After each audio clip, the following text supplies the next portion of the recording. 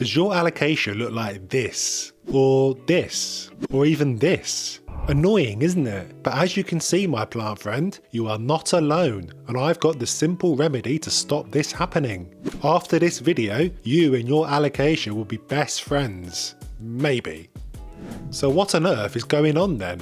Why does your alocasia look like she's on death's door? I mean, you feed her what she wants when she wants, she lives near a window, and you water when the soil is dry like a true SMP disciple. What more could she possibly want? Well, let me give you some good news. It's not you, it's the plant. Unless it is you, of course, but we'll come back to that in a bit. Most of the time, it's the plant. You see, alocasias are a bit of a pain in the bum in that they go dormant during the winter. Yes, this terrible look she's got going on is the plant shedding her leaves during the darker months to conserve energy in her bulbs for the next growing season. And I bet you thought it was dying. Hopefully you didn't do the unthinkable. If you did though, then don't worry, we've all done it. I had an alocasia black velvet not long ago that started to lose all his leaves during the winter, and I thought it had kicked the bucket. But looking back, he was probably just doing his dormancy thing, the poor little sucker. And like always, I was a bit hasty with lobbing him in the bin. Oops! Never mind, I've learned my lesson and now I'm here to share my mistakes with you so that you can avoid all the heartache.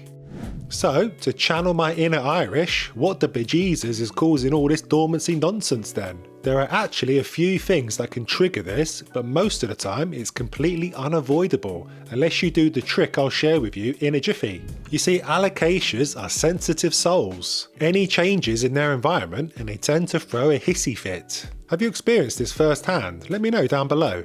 They don't like stress. Stress and dormancy go together like green eggs and ham, and instead of going to therapy like they should, they hide themselves in the soil and only come out to play when things have improved.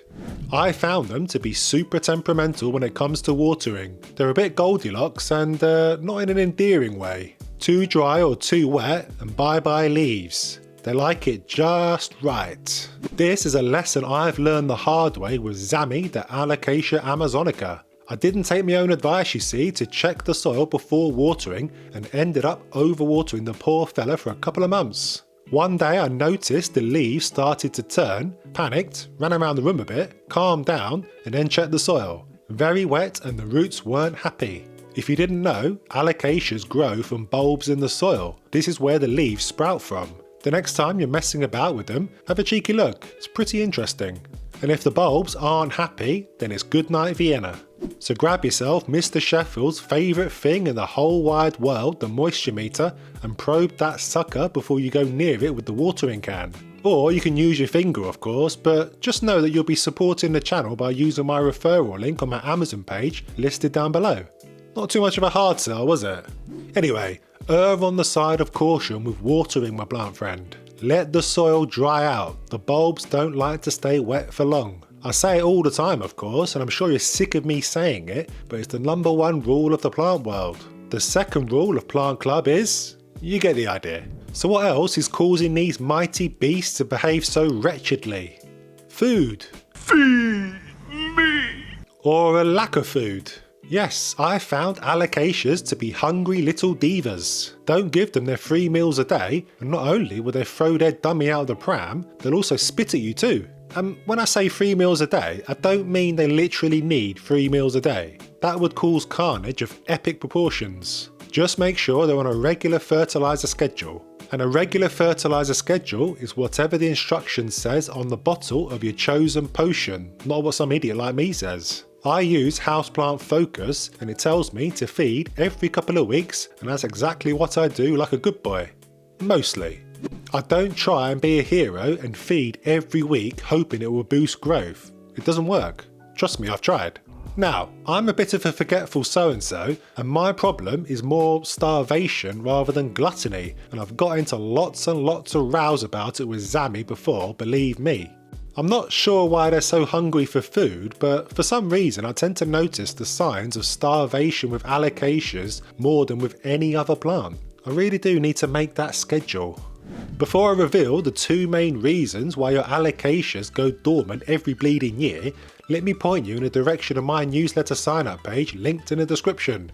Every week I send out marvellous tips and tricks to get the best out of your plants, and you can sign up for free. Go on, what are you waiting for? Those 2 reasons I promised then. I mentioned winter in the intro to this video, and this is what it all boils down to: changes in light and temperature. It seems your Alocasia suffers from a chronic case of seasonal affective disorder. Almost makes you feel sorry for them, doesn't it? No? Oh, okay, I'll carry on.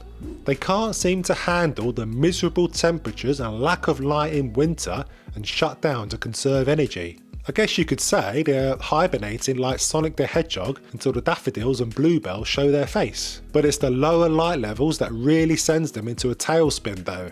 Cold temperatures shouldn't be too much of a problem as long as you are not making the family suffer without the heating on during winter, but there's just not much you can do about the sun only showing its face for 8 hours a day.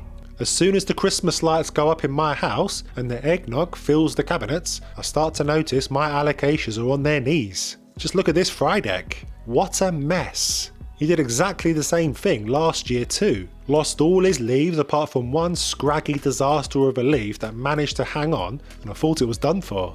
I persevered though, and thankfully it sent out lots of beautiful growth in the spring. It looks like he's doing the same this year. To be fair to him, he actually looked spectacular in spring. Small, but gorgeous, with tons of new leaves shooting through the soil. So much so that I played God and plucked a bunch of his offspring out of the soil, bulbs that is, to make new life. And remarkably, the new leaves seem to come out much healthier than before, which gets me thinking, maybe Alocasias benefit from going dormant during the winter.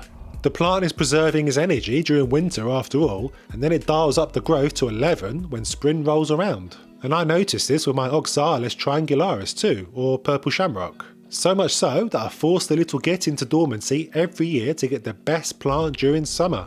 But at the end of the day, who wants to put up with a plant that looks like this over the winter months? Can I get an amen? I mean, your friends and family will only mock you when you're sat around the dinner table eating turkey with all the trimmings.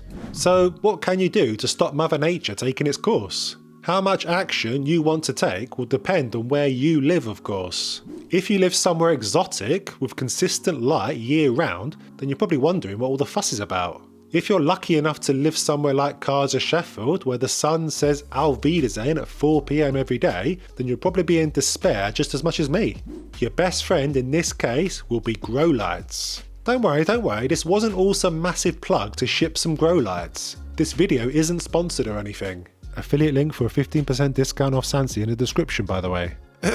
But to keep your Alocasias happy, my plant friend, you need to mimic that big thing made of plasma in the sky as much as possible, and grow lights do a decent job of this. Since seeing the demise of my fry deck again this winter, I decided to pop him under these grow lights, and touch wood, it looks to have halted the decline in its tracks. I'm just hoping it can start to send out some fresh leaves to keep me company over what's left of winter. I bought these 2 young Alocasia specimens at the beginning of winter, and as you can see, they're on the turn. Why did I buy them in such bad shape, I hear you ask? For a video coming out much later in the year, so stay tuned. Anyway, they were on the turn in the shop, so I brought them home and popped them here, and it seems to have halted their demise too. One of them has even produced this, whatever this is. Not sure if this is a flower or a new leaf. Let me know if you know. I've been waiting for it to do something for weeks now, but nothing, nada, niente. Sadly, I've not got any room for Zammy under any of my grow lights, so he'll just have to struggle through. And she's not happy with me about it either. Look, you can already see she's on the turn with each leaf 1 foot in the grave. And this was all brand new growth from this year too. All gone.